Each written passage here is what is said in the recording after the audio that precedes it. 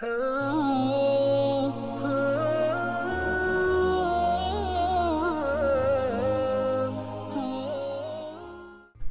علیکم، میں ہوں جمال جامی اور آپ دیکھ رہے ہیں الفاظ جامی۔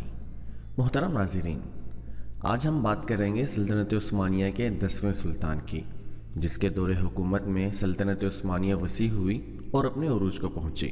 سامعین محترم، سلیمان اول سلطنت عثمانیہ کے 10ویں فرمانروا تھے، جنہوں نے 1520 عیسوی سے 1566 عیسوی تک 46 سال تک حکمرانی کے فرائض سر انجام دیے۔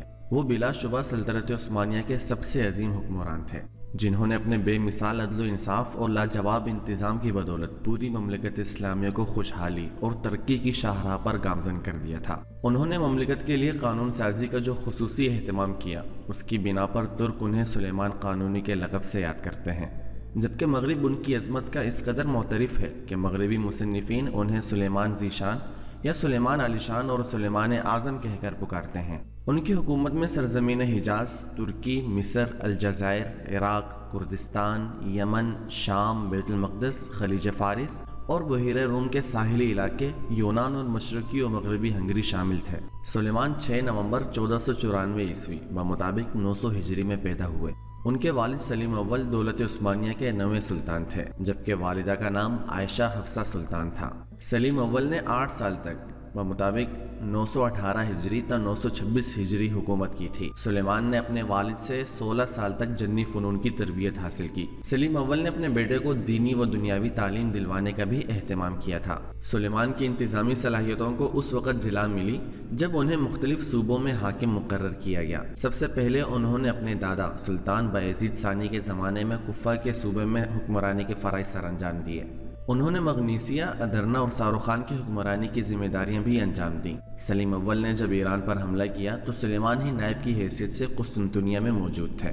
تعلیم: 7 سال کی عمر میں سلیمان کو سائنس، تاریخ، ادب، الہیات اور جنگی فنون سیکھنے کے لیے توپ کاپی محل قسطنطنیہ میں بھیجا گیا تھا۔ جوانی کے دور میں اس کی دوستی پارگل ابراہیم سے ہو گئی تھی، جو ایک غلام تھا اور بعد ازاں اس کا سب سے بااعتماد مشیر بنا۔ سلطان سلیمان 26 سال کی عمر میں تخت نشین ہوا۔ بایزید ثانی کے عہد میں جب اس کی عمر بہت کم تھی، وہ مختلف صوبوں کا حاکم رہ چکا تھا۔ پھر جب سلیم اول نے ایران پر حملہ کیا تو سلیمان کو نائب سلطنت کی حیثیت سے قسطنطنیہ میں چھوڑ گیا۔ اس کے بعد جنگ مصر کے دوران وہ ادرنا کا حاکم تھا، اور پھر سلیم اول کے عہد کے آخری 2 سالوں میں ولایت صادر خان کے انتظام اسی کے سپرد تھا۔ چنانچہ جب سلیم اول کی وفات کے بعد وہ تخت پر آیا تو ایک کامیاب مدبر اور لائق فرمان روا کی شہرت حاصل کر چکا تھا۔ ذاتی عظمت میں وہ اپنے تمام پیشروؤں سے بڑا تھا اور فتوحات اور وسعت سلطنت کے لحاظ سے ان سب پر فوقیت لے گیا۔ اس عہد میں سلطنت عثمانی اپنی انتہائی حد کمال تک پہنچ گئی۔ اس کی خانگی زندگی بالکل بے داغ تھی۔ وہ اپنے رحم و کرم کے لیے خاص طور پر مشہور تھا۔ انصاف اس کا مخصوص شیوا تھا اور اس کی عدالت میں نسل، رنگ و مذہب کی کوئی تفریق نہ تھی۔ رعایا کی فلاح و بہبود اس کی مطمع نظر تھا۔ چنانچہ جب وہ تخت نشین ہوا تو تمام رعایا نے اس نوجوان سلطان کا، جو اپنے اخلاق، شجاعت، انصاف، رحم دلی اور دانش مندی کی بنا پر حد درجہ ہر دل عزیز تھا، نہایت مسرت کے ساتھ استقبال کیا۔ اپنی حکومت کے پہلے ہی سال میں اس نے انصاف اور رحم دلی کی ایسی مثالیں پیش کیں جس سے اس کے آئندہ طرز عمل سے متعلق نہایت خوش آئند توقعات قائم کی جانے لگیں۔ اس کے حکم سے سلطنت کے بعض اعلیٰ حکام بددیانتی اور ظلم کے جرم میں گرفتار کیے گئے اور ان کو سخت سزائیں دی گئیں۔ ان واقعات کی خبریں تمام سلطنت میں پہنچیں اور رعایا کو اپنی جان و مال کی طرف سے اطمینان ہو گیا۔ سلیمان نے تمام صوبے داروں کے پاس احکام بھیجے کہ رعایا کے ساتھ کسی قسم کی زیادتی روا نہ رکھی جائے اور امیر و غریب، مسلم و غیر مسلم کے ساتھ یکساں طور پر انصاف کیا جائے۔ ان احکام کے نفاذ سے ہر طرف امن و امان قائم ہو گیا۔ سلیمان اعظم کا عہد حکومت نہ صرف تاریخ عثمانیہ بلکہ تاریخ عالم کا ایک نہایت اہم دور ہے۔ 1520 عیسوی میں سلیم اول کے انتقال کے بعد عثمانی سلطنت کی باغ ڈور سلیمان اول کے ہاتھوں میں آئی، اور یہیں سے دولت عثمانیہ کے اس دور کا آغاز ہوتا ہے جو اپنی خوشحالی، استحکام اور وسعت کے اعتبار سے یادگار ہے۔ سلیمان نے اپنے 46 سالہ دور حکومت میں خلافت عثمانیہ کو سیاسی برتری دلوانے اور اسے برقرار رکھنے کے لیے جو کوشش کی وہ بلا شبہ لائق صد تحسین ہے۔ ان کا یہ کارنامہ اس لحاظ سے بھی بے حد ممتاز ہے کہ اس دور میں مسیحی و مغربی طاقتیں بیدار اور متحد ہو رہی تھیں۔ مغربی یورپ کی سلطنتیں قرون وسطیٰ کی خرابشار سے نکل کر عہد جدید کی معرکہ آرائیوں کے لیے تیار ہو رہی تھیں۔ سلطنت عثمانیہ اور ان کے درمیان 40 سال سے کوئی بڑی جنگ نہیں ہوئی تھی۔ یورپ میں بایزید ثانی کی لڑائیاں چھوٹی چھوٹی مسیحی ریاستوں کے ساتھ محدود تھیں۔ سلیم اول کی توجہ تمام تر اسلامی سلطنتوں کی جانب مبذول رہی۔ اس مدت میں یورپ کی سلطنتوں نے بہت نمایاں طور پر ترقی کر لی تھی۔ اسپین سے مورس کا اخراج ہو چکا تھا اور وہاں کی مختلف مسیحی ریاستیں متحد ہو کر ایک فرمان روا کے زیر حکومت آ چکی تھی۔ فرانس اپنی خانہ جنگیوں کو ختم کر کے دوسرے ملکوں کی فتوحات کے لیے نکل چکا تھا۔ انگلستان اور سلطنت آسٹریا میں بھی قوت و استحکام کی علامتیں ظاہر تھیں۔ من جملہ دیگر فنون کے فن حرب میں خصوصیت کے ساتھ بہت زیادہ ترقی ہو گئی تھی۔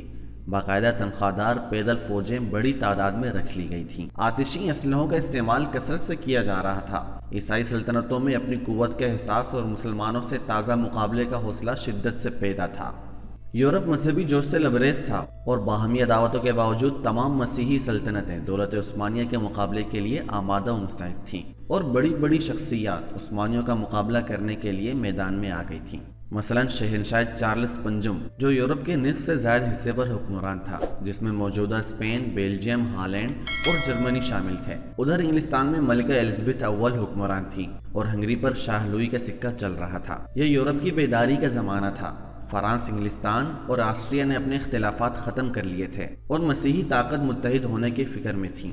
دولت عثمانیہ کے لیے چارلس اور اس کے معاونین سے قوت آزمائی کرنا آسان نہ تھا، خصوصاً ایسی حالت میں کہ ایران کی وسیع سلطنت دشمنی پر آمادہ تھی اور شام و مصر میں ہر وقت بغاوت کا خطرہ تھا۔ چنانچہ حکومت سنبھالنے کے بعد 26 سالہ دور حکومت میں سلیمان کسی نہ کسی جنگ یا مہم میں مصروف رہے۔ اگرچہ درمیان میں مختصر وقفے بھی آئے، لیکن جہاد کا جو جذبہ سلیمان کے سینے میں موجزن تھا اس نے انہیں آخر وقت تک میدان عمل میں مصروف رکھا۔ حتیٰ کہ جنگ کے دوران ہی انہوں نے دائی اجل کو لبیک کہا۔ انہوں نے ذاتی طور پر 13 بڑی جنگوں میں شرکت کی، جن میں سے 3 ایشیا میں اور 10 یورپ میں لڑی گئیں، اور اس طرح سلطنت عثمانیہ کی حدود میں 13 مرتبہ توسیع کی۔ اس میں شبہ نہیں کہ 16ویں صدی میں ترکوں کی عظیم الشان کامیابی کا سبب ان کی زبردست فوجی قوت اور اپنی قومی عظمت کا احساس تھا، لیکن اس کامیابی کا اصل سبب یہ تھا کہ عنان سلطنت ایک ایسے فرمانروا کے ہاتھ میں تھی جو دولت عثمانیہ کا سب سے بڑا تاجدار اور اس وقت دنیا کا سب سے بڑا شہنشاہ تھا۔